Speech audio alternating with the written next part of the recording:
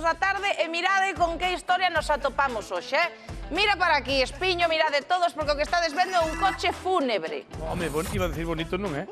Non che parece bonito? Bueno, polo que sea, non. A ver, un coche fúnebre do ano 93. Esta que estades vendo aquí en María, ahora vos la presento. O caso é que María mercou este coche fúnebre, está moi ben, do ano 93, 73.000 kilómetros, ten os rieis para que corran por aí como se nada as caixas.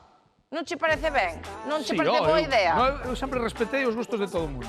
Eu vou che dicir, a ver... A mí parece ben María unha persona moi alegre, así que algo terá tramado. Mira, isto non está ni oxidado ni nada, Aquí corren as caixas que non vexas para dentro. Bueno, o caso é que non van a correr máis cadaleitos por dentro dese coche fúnebre. Por qué? Porque María mercouno para outros menesteres. Xa sabía o que había aquí algo. María ten vista e dixo, eu vou mercar ese coche fúnebre, mira como vou poñer, porque vou facer do coche fúnebre a miña casa.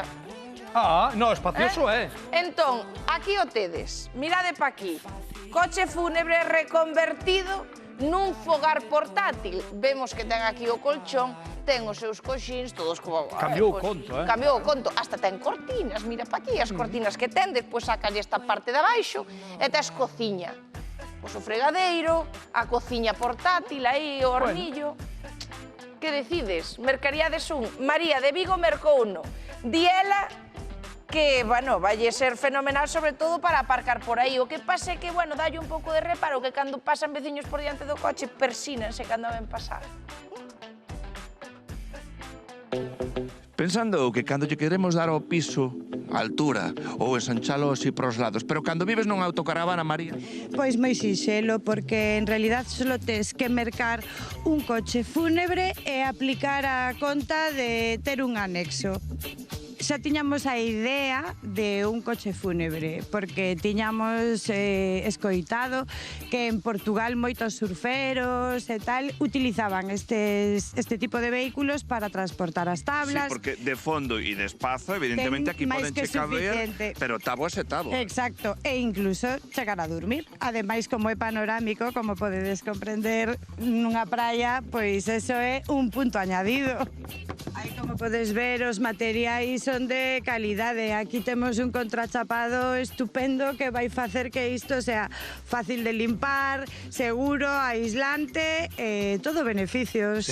Imos aproveitar xa a propia estructura que ten para facer o que será a cama, que será plegable para que no fondo convirtase en un sofá, e debaixo poñeremos un caixoiciño extraíble para ter a cociña, un fregadeiriño e un pouquiño de almacenaxe. Ridevos vos que non tedes un coche fúnebre. Paparruchas. Paparruchas, tanto pagando aí, sabe? Canto pagaron por ir nos camarotes estes premium de tal. De feito, con 1.000 euros tes aquí unha mansión de verao maravillosa. Para que quede claro que o coche ten utilidade, ademais do chill, que ti daslle un uso... De uso diario, vou a polo pan con este coche. Disme isto, contasme isto, pasándose ao lado... Do cemiterio, exactamente. Sí que vamos vendo esas miradas, María, de... Ai, é quen irá dentro, é logo que morrería. Ai. Pero no, subamos música. Saro, sabes o que traemos? Sí, claro que sí. Parece unha caja mortuoria. Ai! É un coche fúnebre. Un coche fúnebre, e María anda nel. Opa, aí vamos todos. Si non é nese, noutro. Dache un pouco de cousa. Sí, un pouco sí. E que problema hai? E non... O coche la lleva e la trae. E vamos a convidar a montar agora no coche. Ai, no. Yo non sei conducir, si non andaría con un fiambre ou con cualquiera. Hai xente que con todo, María, ves que pasan, estíguanse, pero cando teñas o chill out no coche... É que logo todo o mundo quere participar da festa. Cando este feito... Mira, esta música que está empezando a subir... Temazo. Van caer como a moscas.